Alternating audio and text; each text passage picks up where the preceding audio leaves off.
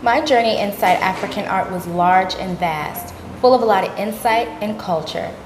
Sitting talking with the president of AfriGards Israel, as well as his 3 talented dynamic artists he is representing, the complexity of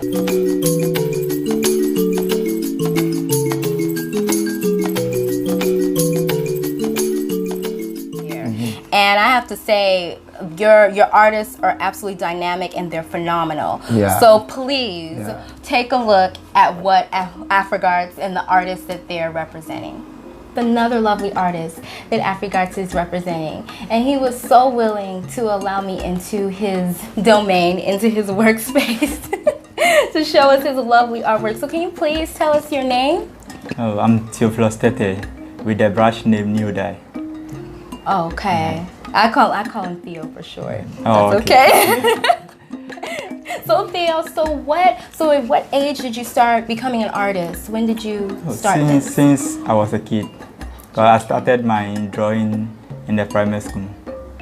Okay, so you did it ever since you were like a little kid. And what sparked your passion in it? When did you know that this is something that you wanted to do? When I got to GSS 3, that's where I realized that I can do something. So from there, I started pursuing it to the senior high, and I did visual arts at the senior high. From the senior high, I didn't complete the senior high, so I moved into the vocational school where I did graphic designing. Actually, I was going there to do a painting, but when I got there, there's not like painting. They only have the textiles, graphic designing, catering, and other courses. So I decided to do graphic designing. So you do graphic designing as well? Yeah. Okay, so you're another that's multifaceted. So you have your hand. Yeah, I've been doing a lot. So in the year 2010, I completed, and I started with the graphic designing for about 5 years. Okay. So that was to 2015, and I all done with the graphics. Then I started my painting, and in 2016, I did my first exhibition. Oh, wow. At the Africa Regent Hotel. My goodness, African Regent, I mean, that's like a ritzy place. Yeah. That's like upscale. Were you nervous or were you like, oh my gosh, is it? Yeah. During my first time, I was like, wow, how is it going to be? But God been so good. It went on well. Well, that's amazing. I'm just looking at your artwork and it is so beautiful. I see that you have a lot of women. A lot of women. Are women like your muse? Actually, I really got a lot of inspiration from women as well. From my mom. Oh. Yeah, from my mom.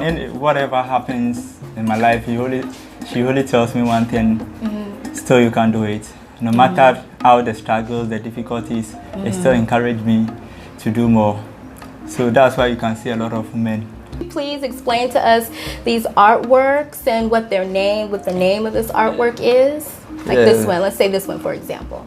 Oh, okay. Actually, this a team I'm working on it now to tell out the feeling and expressions of people. So I decided to choose women because they have the emotional aspects more than men. Yeah. So I theme it the window to the soul. The eye is the window to the soul. Oh, so that's beautiful. If you can watch it carefully, I have a lot of focus and attention on the eye. Right, I can kind of see that, and I love like kind of like the way that you painted it. What form do you normally work in with your art? I'm a versatile artist. What I do is most of the time I work based on themes. Okay. So if I'm there, anything that comes in mind that inspires me a lot, that's what I work in. So during this season, then the years back, I've been looking at the attitude of people. The reactions, their emotions. That's what really motivates me much and affects me much to come out with this theme. So you focus on like human behavior, I guess you could say? Yeah, I focus on human. That's what moves me much. Okay, that's very interesting. So I guess you're like a psychology/sociology kind of artist because you're focusing on human behavior and emotion. And you can tell with these paintings that you work a lot in depth, and I can tell like you focus a lot on the face. So with this one, why do you have like different colors? Could you please explain that to us? Yeah, I choose different colors because they have to tell different stories based on the reactions. Okay. This, the same human being, today is lovely, the next day is caring, the next day is very sad. So I realized that, wow, why don't I use different colors to depict emotions? So I use the blue, I use the orange to tell the sadness, the blue to tell the love, the danger, the victory of it. Wow, wow. Like, you're actually the first artist I've heard that say they really focus on, I guess, like human states and human emotion. Yeah. That's pretty deep. It really is. That's pretty deep because it definitely conveys through your work, and I have to say it is amazing and it's definitely impressive. But my inspirations are based on natural things. I travel a lot.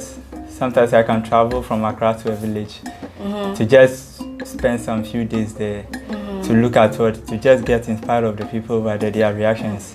Then I come back, and I actually have people who have been looking at their work way years back, and their works have influenced me a lot.